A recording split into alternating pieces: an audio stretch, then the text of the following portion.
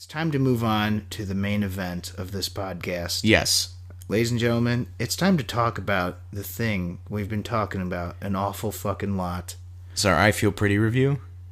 Yes. Yes. You've been waiting for it. It was so funny. Oh, man. I wish I could say the same. No, I didn't. Wait, did you really see it? Oh, I've seen it. Oh, God. It's bad. Yeah, that's There's my mini review. It sucks. Don't fucking watch it. It sucks. 1 out of 5. All right, there's our bad. I Feel Pretty review. No, we're not talking about that. I'm sorry you saw that. Yeah, no, Wow. it's fine. All right, Jesus Christ. I'm almost over it. All right, we're wasting too much time. It's time to talk about Avengers Infinity War. Yes. Where do I even begin? Okay, so we're going to start with some non-spoiler items. Well, I guess overall, how'd you feel about it? Well, overall, I felt it was a good movie. It was not, in a lot of ways, it was not what I expected. And when I say that, I think it was kind of a good and a bad thing. I feel you there. The one thing I can say without, I don't know if this counts really as a spoiler. I'll go into more detail about this in the spoiler section, but it didn't really follow any sort of traditional structure. No, I'd say that's not a spoiler. I think you're safe. Okay. Yeah. Yeah. And I feel you there, too. I think it definitely is. It feels different. It almost feels like a gigantic episode of an hour-long drama. Mm-hmm. You know, where there'll be an A through an F story. Right. And again, they're all linked together by some stuff, but it just felt like there's a lot of storylines to follow. Right. Which I thought was kind of cool. Mm-hmm. But at times I was also kind of like, well, fuck that, go back to that one. Right. Which, again, it sort of was interesting, but at other times it was a slight detriment. Mm-hmm. But overall, you had a lot of action scenes that were really, really memorable. Mm-hmm. You had a lot of other types of scenes in this. That was the other thing, is there's usually some sort of lead up and then the battles. Mm-hmm. But this had a lot of those moments in between battles and lead ups. There's a lot of other pieces moving around because you have all the Infinity Stones. You have the Black or is that what they're called? The Black Order. Yeah. The Black Order. And you have the different groups of heroes all hanging out together. Meeting for the first time, some of meeting them. that was the other thing, is some of them were meeting for the first time, and that was a big moment. So again, there's a lot of different things to juggle aside from, dialogue and then people beating the shit out of each other. Right. I felt similarly. I will echo many of your opinions on the film. I will say, overall, I thought it was very, very good. Even soft great. I soft loved it, which is, even though I think we gave it the same score, which is, preliminarily speaking, if you want to avoid spoilers, I give it like an 8 out of 10. And I would give it a 4 out of 5. Yeah. And the reason I say that is because I really can't get into the critiques I have for this movie without getting into spoilers, because they are pretty much, my critiques and my problems with the movie are all spoilerific in the way. Well, here's one thing that isn't spoilerific. Mm-hmm. Didn't you think that the score was a bit better than most Marvel movies? Oh, I mean, that for sure. I mean, I think that's partially because the man, the myth, the legend, Alan Silvestri, did the score. I mean, he's done a couple Marvels, though. Yeah, I mean, he's done, I know he did Cap 1, and he's done all the Avengers. Actually, no, that's not true. He did Avengers 1, and I don't think he did do Avengers 2. I think that was Danny Elfman that did Avengers 2, strangely enough. Oh, okay. If I'm right, I'm pretty sure it was him. But yeah, the music was great, and I just thought it was more varied because Marvel's scores, not that they're bad, they've just been a lot of them have just been very serviceable. They've been a little like kind of stale. Like da da da da da da da, like you have the horns at this part and you have the strings when you need the sad parts. Right. This, I think, had a lot. It was more musical, so to speak. Mm-hmm. Not so much that it was a score that was just kind of in your face, in the background or in your face. This, it felt more. There were moments, more melodic. Yeah, there were moments where the score aided certain scenes. We'll say. Oh yes, yes. That'll. Well, I we'll was going to say there's that. a specific part of the score that we'll get into in spoilers. I don't know if we're thinking about the same thing. I think we might be though. Yes, it's like I was back in Castaway listening to fucking Alan Silvestri's score for that. Right. God. So what did you think of the Black Order overall? I liked him. I like I like that one guy. What's his name? Ebony Maw, the like priest guy, like the priest. The guy who Iron Man calls Squidward. Right. Oops, spoiler, but not really. Who cares? I mean, yeah, it's a funny bit. Whatever. It's a quip. I liked it. I liked that character. I liked all of them, really. I mean, I thought they were all. That's one thing I thought I was. See, that was one of those good and bad things because I really liked them, but I almost wish there was maybe a little more backstory on them, and two, again with the Man of Steel, I'm like, I could have used one more fight scene with some of the Black Order. I just wanted more in general from them. I agree. Yeah. I liked them a lot, and I liked how their different fighting styles and powers lent to different kinds of set pieces with different kinds of heroes that they're fighting. Right. See, that's one thing I noticed this did particularly well is again, action is an art, people. Mm-hmm. And this movie pretty much, proves that because with the punching heroes, they have to punch. And then with the telekinesis and, powers. Ray beam people. Yeah, what we call ray. There's ray beams and punchers, really, when you break down superheroes. Mm-hmm. So you got your Doctor Strange types and your Captain America types. Mm-hmm. And they really did a good job of utilizing the powers to make sense in the context of the battle. Yeah, in like one battle sometimes even. Like you'd have, there's a team of, 2 ray beamers and 3 punchers going up against a ray beamer. Like these are 2 ray beamers and 4 punchers going up against a puncher. Like shit like that. Where I'm like, this is, I felt like I got a good balanced breakfast out of this movie. Exactly. Action. That's the thing is like, the obvious problem with, let's say, like martial arts movies are obviously they're going to have like if you're breaking it down to normal action movies, you got your car chases, your gun fights, your hand to hand fights. Mm-hmm. Like kung fu movies obviously are going to be heavy on the hand to hand fights, right? And with good ones you don't care, and that's just how it is. Mm-hmm. Like Enter the Dragon. But sometimes you're like, man, they could have used a little more variation, right? And this definitely made great use of variation. It was especially because you had, a smorgasbord of heroes, if you will, mm-hmm. and a smorgasbord of villains just having at it with all their different powers. So it was very well done in that regard. Oh, yeah. I definitely agree. A veritable cornucopia of heroes to feast on. Yes. That's as most eloquently and thesaurously I could put that. Yeah. But one of the other big things I don't think we've even touched on yet is Thanos. Oh, yeah. I was going to say, Thanos in this was a lot better than I was expecting. Because I kind of didn't know what to make of it. Like, Josh Brolin didn't exactly jump out as, yes, that's the guy. Mm-hmm. But then again, neither did Scarlet Widow necessarily as, Jesus Christ. Scarlet Witch or Black Widow? No, I meant Scarlett Johansson as Black Widow. Skipping words there. Yeah, but she wasn't exactly who I would have first imagined, but mm-hmm. she's turned out to do a really good job as well. Yeah. And especially in this, I thought she was pretty badass. Yeah. She has a line or two where I'm like, damn. Yeah, no, I agree, especially with that, and I agree with Thanos. I think, for me, the thing I will say is Josh Brolin, for me, really brings it, and he kind of disappears into this role. And I thought Thanos was very good. I have problems with certain things I can't talk about with Thanos yet. Is it more writing things? Rick? Yes, very much so. Okay, I think I know what you might be saying, but yeah, I thought overall his performance was I was kind of surprised, really. Mm-hmm. Yeah, I mean, he's really, as I said, like he really kills it. That's the other thing is, in addition to, Josh Brolin's performance, again, I completely forget it's him, mm-hmm. but also that CGI for him is amazing. Yeah. That's the kind of CGI where these animators need a round of applause. I'd say all the CGI for everything, like all the effects. There's not really any effect in this where I'm like, no, it kind of all works. Not at all, but especially, I literally kept forgetting that's not a real person. Mm-hmm. Like, it's really, really good. Yeah. And I would say you can't really. There's no, again, to your point, there's none of those scenes where it's like clearly matted over or something.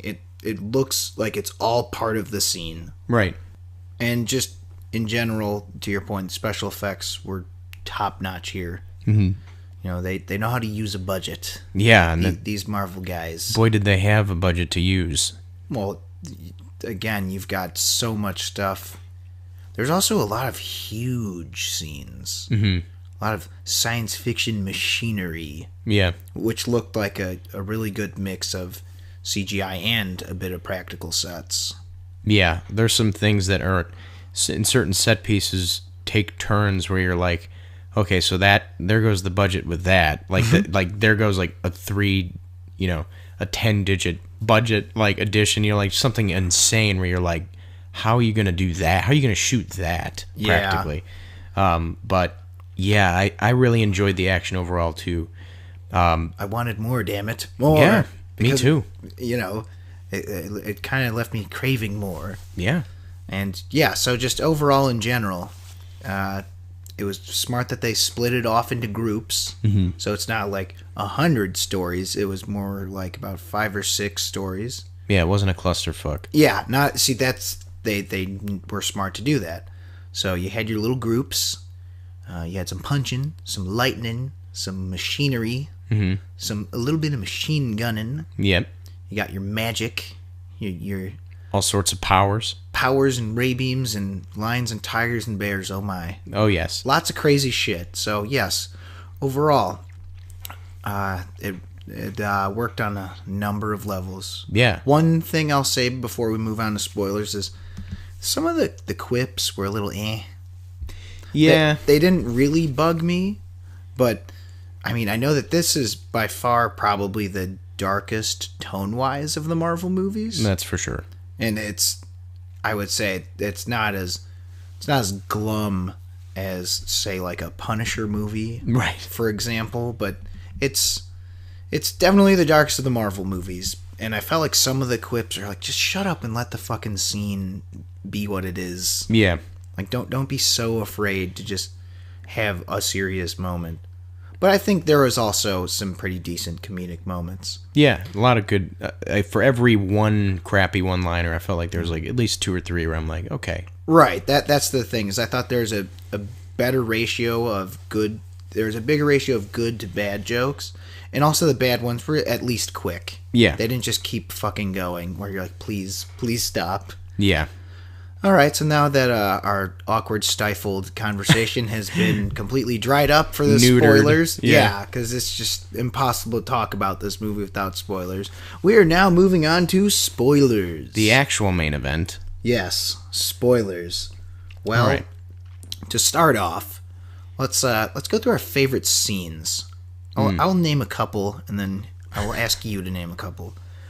Here's another thing. Speaking of, well, shit, the negatives were kind of positives. Mm-hmm. One of my favorite scenes was the opening. Oh yeah. Where Thanos versus Hulk. Picks up right after Ragnarok. Right. Mm-hmm. So you got Thanos versus Hulk. That was a badass fight scene. It was. Because you got a heavyweight bout. You sure do. And it was pretty excellent. I loved it. I mean, it was well done in terms of effects too, because I mean that's just basically 2 giant CGI things fighting. But it felt like an actual fight, and it did. Part of that was, I love when they do this, and I think Jackie Chan might be the absolute best at this of all time, is adding character to your fight.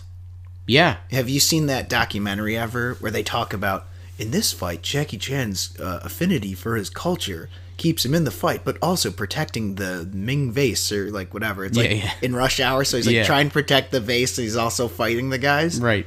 I felt the character was really, really apparent in Thanos in his fight with Hulk, because Hulk's just a brute, even though Banner's smart, but their personalities are separate. So you got Hulk's brute kind of brawler fighting style, and you got Thanos who's all prim and proper, and he's the king and the god. And what was it? What's the Squidward guy's name? Ebony Maw. Ebony Maw's just like, just let him have his fun. Yeah. And you see Thanos kind of like, I think does he like stretch a little? A little bit. Yeah, he's just like, stretch and 1, 2, 2, 3, 2, just like practicing his combat. I'm exaggerating, but like he was definitely like, all right, I'm gonna get ready for a fight. Like he's treating it like a sporting event, even though what's at stake is much more than a sporting event. Right. And again, I love when they do that, because that's the difference between like a generic, like terribly made fight scene where it's just like this could be anyone, and it's just all lazily, badly choreographed haymakers. Right. This felt like a cool ass like a fucking UFC fight or something, right. but with even more ridiculous circumstances. Exactly. Yeah. So that was my favorite scene of mine. They kind of. Oh, what were you gonna say? Well, no, I was gonna say in that scene they kind of just like go straight for the throat in that entirely. Like they let you know what this movie is gonna be like in the first 5 minutes. Oh yeah, because in that scene he's like, oh yeah, I'm also gonna kill Loki and Heimdall. Yeah. Shit's going down. And Thor apparently for a little bit. Oh yeah. Well, I mean, it seems as though. Well, sort of. Well, because he throws him out, right? Well, yeah. Well, I mean, Hulk comes down and he comes down into the Sanctum Santorum. Santorum. Yeah. We're both really big fans of the Doctor Strange comics. Yes, I hesitated because I'm like, is that Rick Santorum or no? But no, he comes down and he's like, I just saw Thor die or whatever. Yeah. So I'm like, well, but we know he's obviously not dead. But fuck, I lost my train of thought. Okay, favorite scenes. Right. So that scene was really cool. Mm-hmm. Well, yeah, and then there was that part of it too, in addition to the fight. Right. So there's a lot going on in that. Oh yeah. Just right off the bat, it's like, yep, this is how it's going to be. Mm-hmm. My other favorite scene was also another fight scene. Mm-hmm. Renegade Avengers v Black Order in, where's it, Glasgow or something? Oh, yeah. That was awesome. The Cap entrance. Yeah, you had Cap and Black Widow. She kills one of the Black Order dudes, and it's really badass. Yeah. And isn't that the time where she says that line where, like, it's just like, we'll kill you if we have to, or some crazy shit where it's like, ooh, so this is the Renegade Avengers. Yeah. They're living by different standards than the original team. Right. So I just thought that whole fight was awesome. And that was another one where it's just like, even though it was just in a warehouse, they just made perfect use of all the characters, their fighting styles, right, and their personalities. I'd say, what were your two favorite scenes? Oh, right. So, well, I pretty much loved, and this is weird, I loved anything involving Thor. Yeah. I thought Thor had surprisingly the most to do in this movie. And like in a lot of ways. In a lot of ways. And like, I mean, just his arc as being, going from like from losing everything to being like, fuck it, what else do I have to lose, to literally being the last bulwark in between Thanos and Thanos getting what he wants. Like, I was just like, wow, Thor is kind of like low-key the most important, no pun intended, low-key, like the most important character in this whole thing. You know, like, you can make an argument that he is. What'd you think about that? So would you say your favorite scene would maybe be the part where he's getting the hammer built? The Stormbreaker? The Stormbreaker? How cool was that? That was fantastic. And his entrance into that Battle of Wakanda is just like... Yeah. That's a comic book. It sure is. Yeah, so you'd say the Stormbreaker. Yeah, that would... And again, that was a cool sci-fi fantasy moment. Right. It wasn't necessarily, either one or the other, a cool dialogue or punching. Yeah. It was like, we're trying to add more stuff here. Yeah. And I liked that. Yeah, so there was that. The other scene that I really enjoyed was a certain cameo. Oh, yeah? Yes. Who's that? Well, so we're getting the Soul Stone, right? Right. And Gamora and Thanos they're heading on over to, I don't know what the name of the planet's called, but it's... Nowhere? Well, no, it's like the planet where the Soul Stone is. It's called something. I can't remember the name. Xanadu. Yeah, we'll call it Xanadu. Xanadu. But they go there, and then all of a sudden you hear, a familiar-ish voice, and you see a cloaked figure come out, and it's fucking Red Skull, like looking all Seventh Seal-y and shit, and you're like, what the fuck? I literally, like, I didn't shout it, but I verbally said, like, to myself, like, in the theater full of children, I was like, what the fuck?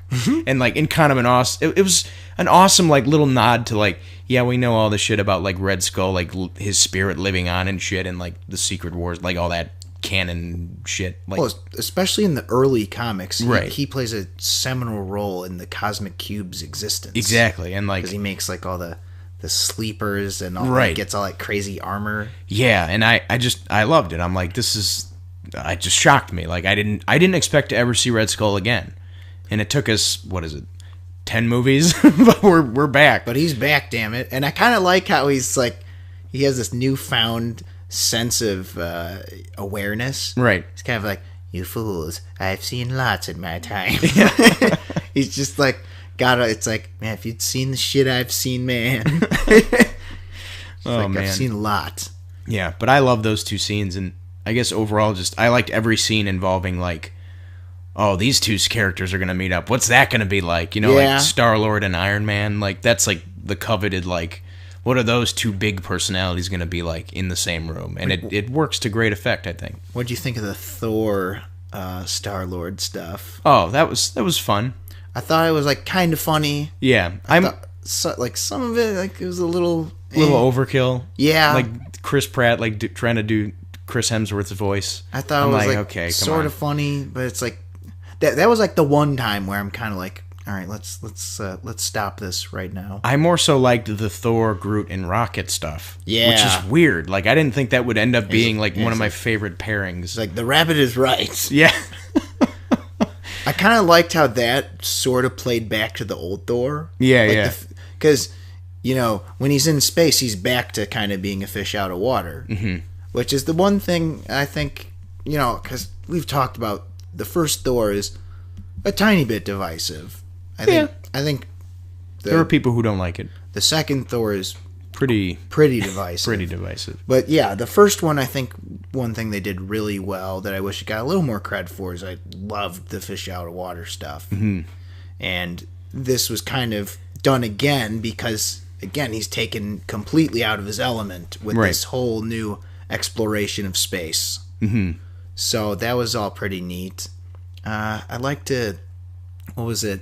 Or Shuri is just like, God, fucking dumbasses, why didn't you try this? And they're Yeah. like, oh, because I Like, didn't yeah, think we of it. didn't think of that. She's like, noobs. Yeah. I want a little more Shuri. Yeah. Because out of the Black Panther characters, aside from, what's his name? Well, Black Panther, she's probably my second favorite of them. Yeah, I thought she was a welcomed addition to the MCU crew. So it's good to see her Yeah. back in action. I was glad to see her. Also, the thing about the Wakanda battle, while on the subject of Black Panther, that was the one time I'm like, more, damn it, more! Yeah, yeah. Because the parts you got were so great, but this is one thing I thought I had a little problem with. Mm-hmm. The intercutting, because there's a lot of interesting stuff going on, Yeah. you kind of get so fixated on one thing or the other. Like, well, fuck this. Go back to, like, even though the Iron Man and Doctor Strange stuff was cool, you're like, fuck this. I want to see more Renegade Avengers stuff. Yeah, yeah. And then we were at the Renegade Avengers, you're like, but what's happening to Thor? Yeah, they got there's the Infinity Gauntlet in the other scene, you know, like, Yeah. what's going on there? In the C plot, and Yeah, in yeah. the B plot, you got this. Right. And I felt like there was one part particular in the Wakanda battle. It was just like 5 minutes of them fighting. I'm like, all right, let's keep this going. Mm-hmm. And then they just cut away. I'm like, what the hell? What the hell? Yeah. I want more, damn it. Yeah. I that didn't bother me so much. There were other things that bothered me for the most part. Are we getting into cons now, or are we still gushing? Well, no, we can do both. I mean, I'm just kind of going down the list. Okay. So, I guess we talked favorite scenes. Oh, Right. yeah. Let's talk about the obvious. All of those deaths. Starting with the quote-unquote real deaths. Yeah, well, So Loki gets strangled, Mm-hmm. and Heimdall gets stabbed in the same scene. yes. And then Gamora gets thrown off a cliff. Oh, pretty, yeah, 'cause pretty she- unceremoniously. She's like, you won't, dude. And he's like, oh, really? Yeah. She's like, tears. You have nothing that you love more than yourself. And I just love that everybody in the theater was like, dude, no. Yeah. And like Red Skull's like, those tears aren't for him or whatever. That's what I'm saying. Is his new heightened awareness. He's like, Foolish mortal, if only you've seen what I've seen. Yeah. I'm like, Red Skull gets it. Like, run. Yeah. What are you doing? But, yeah, they die. I kind of was a little disappointed with that because, I mean, she'll be back, obviously, but I would imagine her screen time's going to be cut considerably in 4. Yeah. So I wanted more out of Gamora in general, like this whole Marvel series, because Zoe Saldana's good, and I think she's done some cool stuff. Yeah. But in the comics, she just fucking wrecks shit, man. Yeah. She's pretty crazy intense. Well, there's a lot of that in this where it's like Drax is he's basically like the Curly of the MCU, where it's just like, whereas in the comics, he kills Thanos, right? Am I wrong? Doesn't he kill Thanos in some arc? Or am I losing it? I have no idea, but he's much more formidable. Yeah, so I'm like, he gets turned into like blocks in this. Oh, yeah. Remember that shit? Which stone is that? The Reality Stone? That's the red one? Yeah. Yeah, I thought that was kind of cool. It was cool, but like, and he's basically there for mostly comic relief. And to be fair, I would say most of the Guardians are, except for like Gamora and Star-Lord. Right. Well, I'd say Star-Lord had a decent bit of comedy in there. In this, but he's also Star-Lord is he's the piece of shit in this movie. He's the reason why everyone dies. How's that? Well, he gives away their position? Well, not even that. He beat the shit out. He was beating the shit out of Thanos, so they're trying to get the gauntlet off of him. Like, because he's like, you killed Gamora, blah blah blah, and like he starts beating him up, and then like, of course, Thanos gets the upper hand, and he like grabs the rim of the gauntlet back onto his hand, and like drops a fucking moon on the fucking Iron Man and shit, which was crazy, by the way. That was what I was referring to, is like, how do you write that? Thanos drops a moon on Iron Man. Well, Thanos drops a moon on Iron Man. It's fucking awesome. But, yeah. What were we talking about? Oh, yeah. So there are certain characters in this I felt like were a little shortchanged. Yeah. Not so much that I was really that bothered by it. I was surprised I wasn't bothered at kind of how shortchanged Steve Rogers gets. This is just a bias thing, because my favorite 2 characters, probably from the comics, I mean, of these characters that appear, right? My favorites are probably Black Widow, Captain America, and Falcon. Okay. So basically just like the SHIELD crew, if you will. Right. I can definitely see now how Captain America Civil War is more of a Captain America movie than an Avengers movie. Because that felt way more like Captain America's story. And this is not. It's not his story. No, it's definitely not. And I kind of expected that, but it's just that, obviously, again, that's just because of my bias. Yeah. That I wanted more Cap and more Black. Well, just the whole Renegade Avengers. Want a little bit more of them. Right, and more Nomad. Yeah, more Nomad, Black Widow, and Falcon and co. Mm-hmm. And I think we'll get a little more of that. I would imagine there's going to be more of them in 4. Because I don't know if we've discussed this, but I think some other people have said this. I've talked about this with a couple of my friends. I think the next one is going to be the original 6, if you will, are going to be the biggest parts. Right. Especially because they're sort of fractioned off, and then they'll kind of be like, remember how we used to be a team once upon a time? Well, we need to get over our shit. And that was the other thing I was going to say. There's still, in addition to all the deaths and all the other stuff, and the ending, which I'll get to in a second, there's a lot of stones left unturned. And one of them is there's been absolutely no effort yet for the mending between the 2 sides of Civil War. That is true. Yeah, so it's just like, how do you put it? Yeah, they just left that completely open. Yeah, and so they're probably going to have to come together here. Right, exactly. Like, we got to unite because we got to get over our bullshit. And I kind of thought that was cool that they left that way. Right. That there's a lot left open. And now we'll, of course, talk about the ending. Yes. First of all, when the credits rolled and it was playing that crazy, like, Baroque-esque string quartet stuff, I'm like, huh. Yeah. It was almost like the music helped impress upon your mind, yep, that just happened. Yeah. So you have the Thanos snaps his fingers. Half the universe is just dead or whatever. Right. I loved the way they took their time to make it a little extra creepy because they're fading away. And you're like, what the hell is this? Okay, never mind. Just ignore my neighbors. They're loud. They're loud and annoying. Anyway, so Thanos snaps his fingers, and half the people are all dying. And they're turning to dust slowly, and I thought that was pretty rad. So, yeah, your thoughts on that? So we're disagreeing on this. Well, the only reason I disagree is because I just I remember watching it and I remember thinking to myself, "Wow, this is really cool," or "This is really different," and it's a leap. Then they killed like 10 more people, and I'm like, "All right." Okay, now it's Dragon Ball Z. Yeah, I'm They're like, gonna collect the there's Dragon no way. Balls, and Shenron is gonna wish them back. Right, and I'm like, there is no way that that's gonna happen. That's gonna stay the way it is. And for me, the fact that I'm saying that is like, I can't, for the life of me, say that it's entirely effective. Was I upset when Spider-Man died? Oh, hell yeah, I was very sad. But I didn't walk out of the theater as upset as I was unsatisfied. And I know that like people would say, well, that's the point, Robert. It's supposed to be unsatisfying. Wait.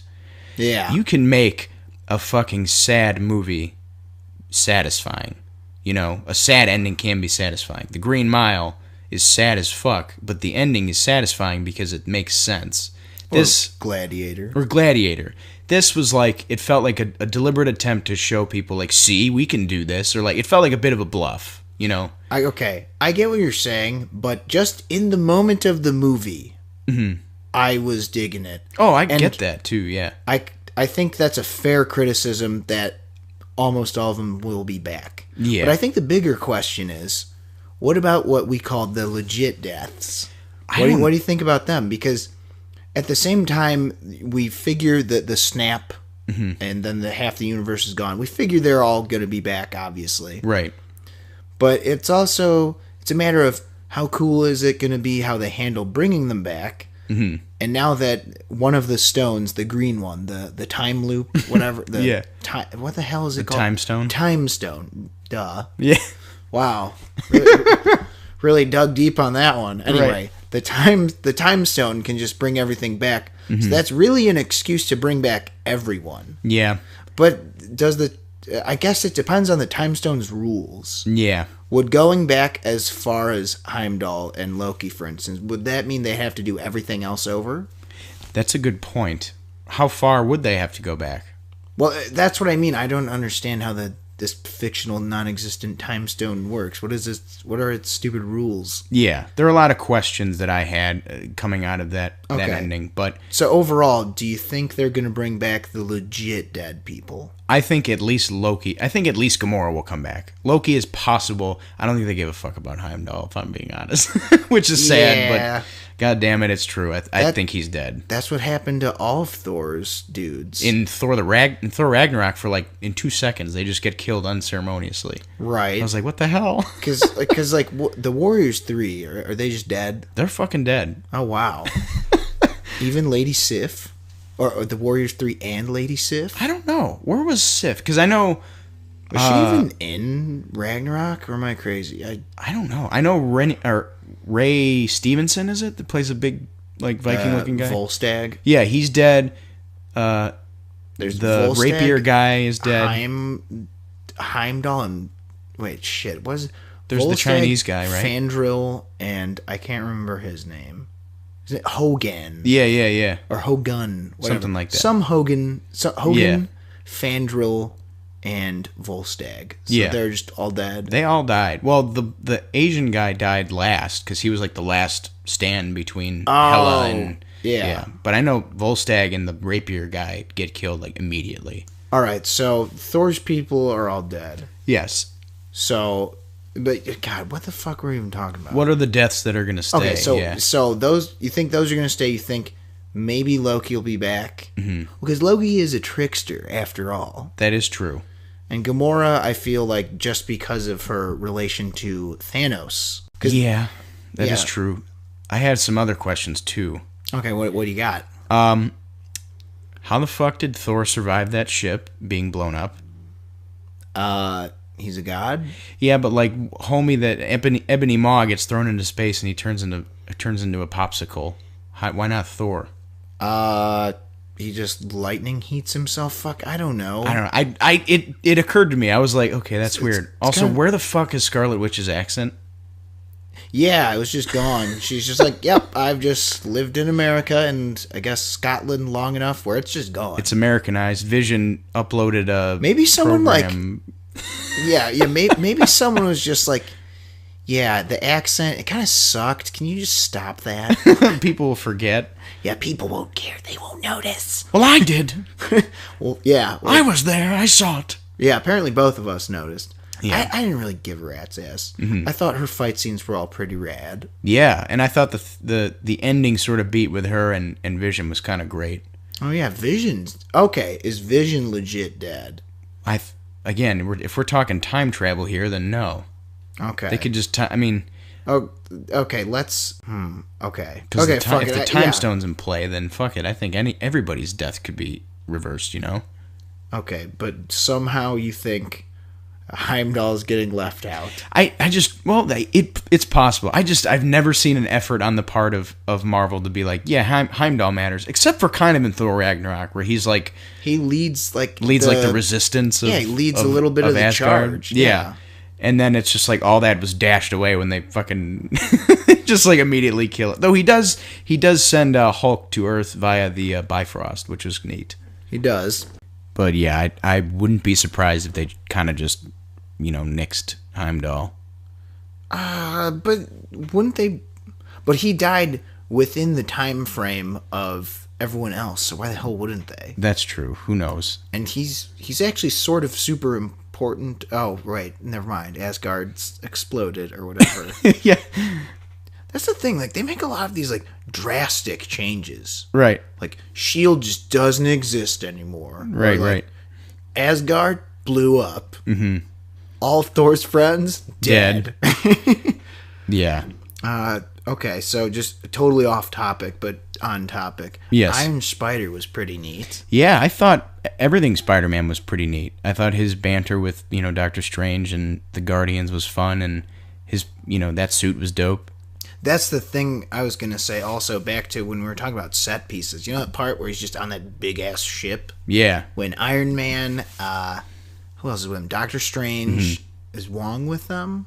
I think he goes back to the Sanctum Sanctorum, which is weird. Yeah, okay. So, Iron Man, Spider-Man, all of them. When Spider-Man's just swinging around on that huge ship, yeah, I was like, see, this is the large spectacle CGI blockbuster done right. This is what we wanted to see. This is the kind of stuff I want to see, where it's just like, this is so much larger than life, right? But you don't get bored by any of it, or you're not caught up in the fact that, oh, like, this looks fake. It looked pretty real. It looked as real as you can make that kind of thing look. Yeah, that's difficult to make look real, you know what I mean? Yeah. And I thought they did well, but right. I did have another issue. A little gripe with Thanos. What is it? Yes. Well, actually, it's kind of twofold. I thought that his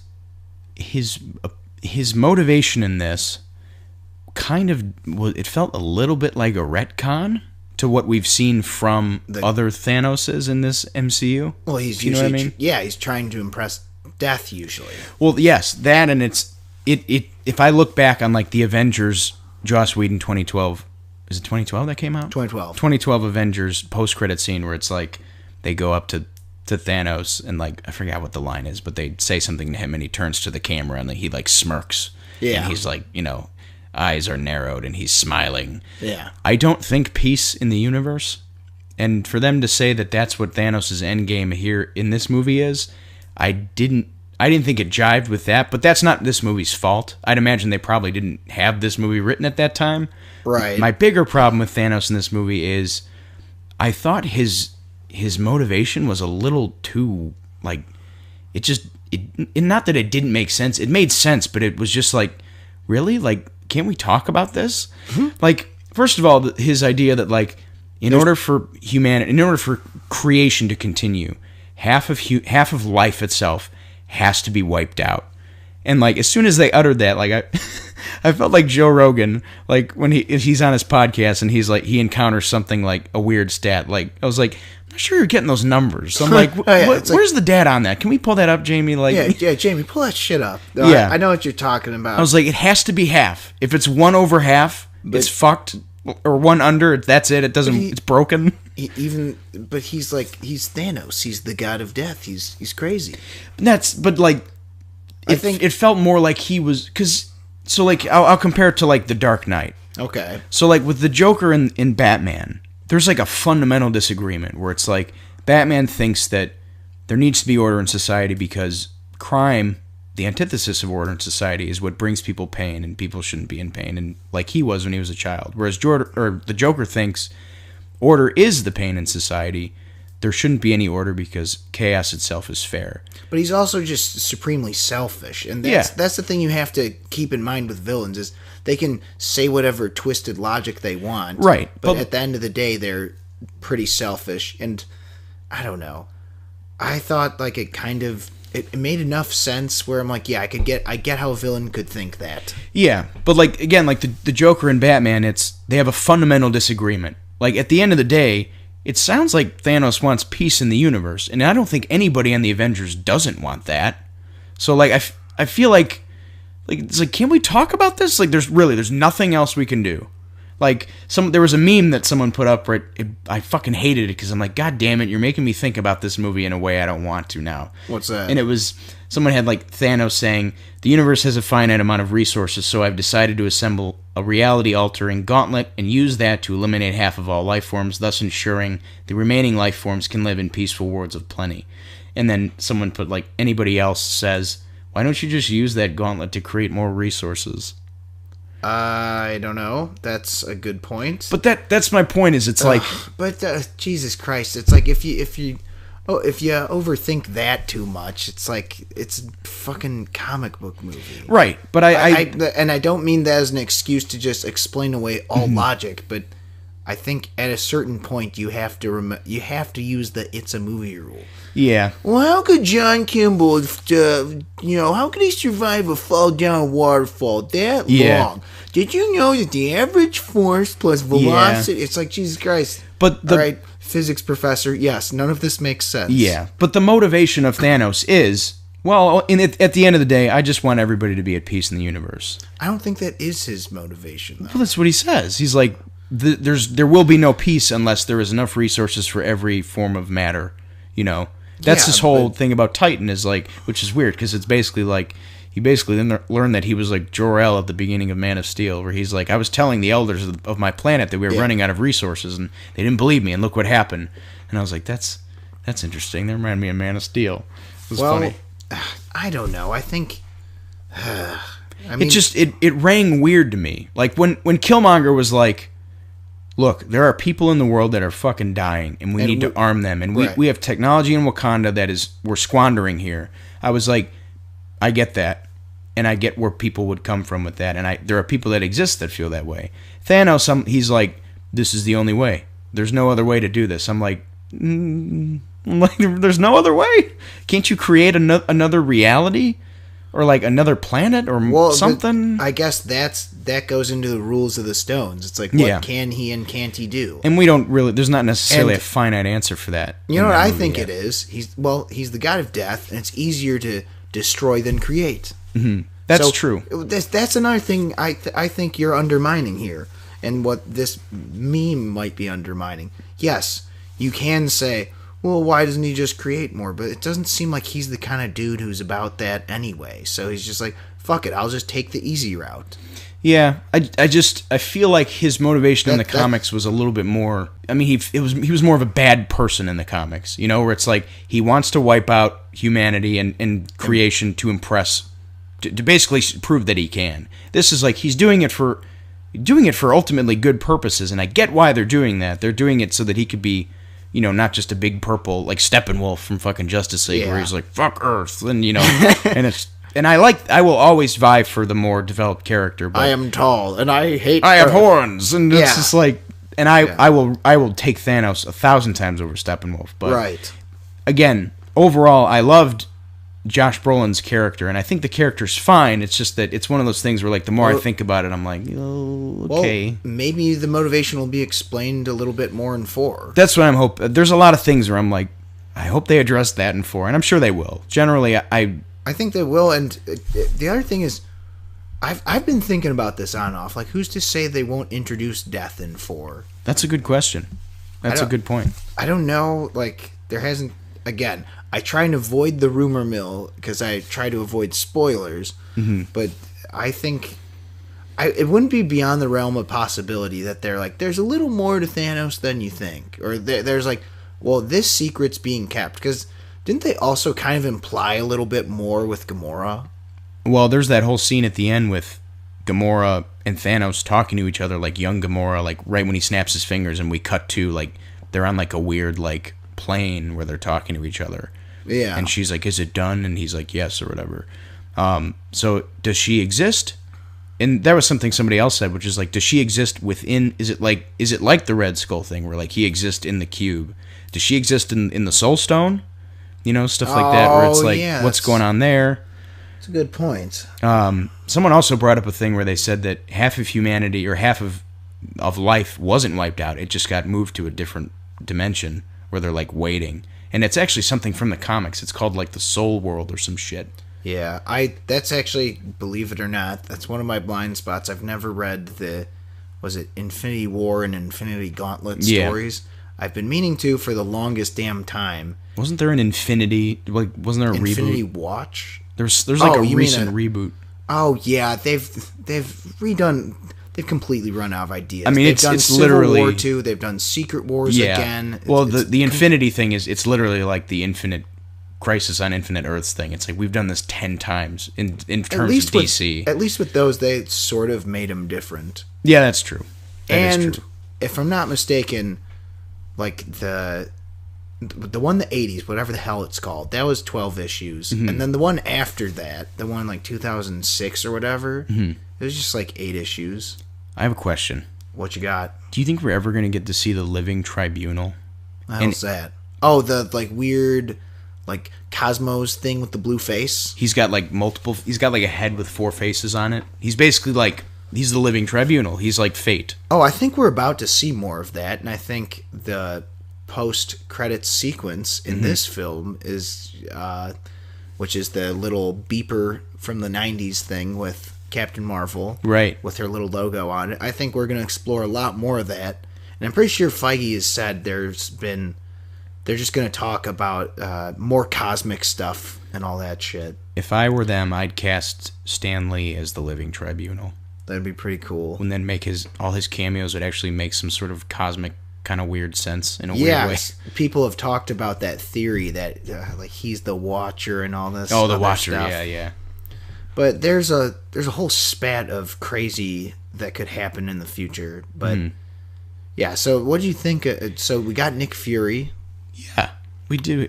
He died. but he's back.